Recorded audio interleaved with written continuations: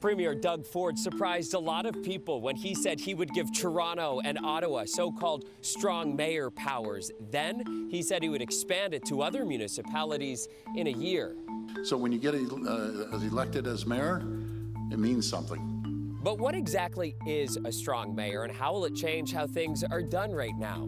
Mainly, the mayors will have a veto power over bylaws that conflict with provincial priorities like building housing. Premier Ford said it's meant as a tool to cut through the bureaucracy and the not-in-my-backyard crowd.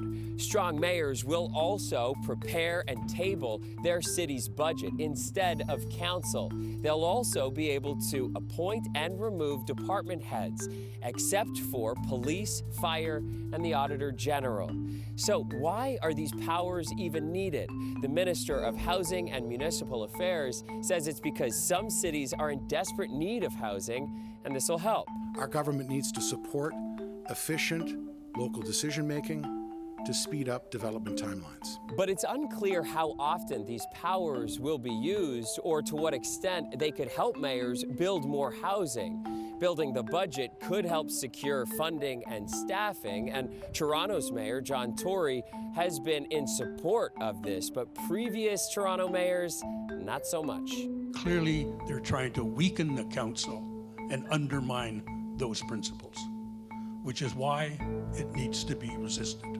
If I think back to my time on council, there are some votes I lost that I really wished I had won, and if I'd had a veto, it might have been tempting to use it, but I'm not sure that would have been beneficial for council.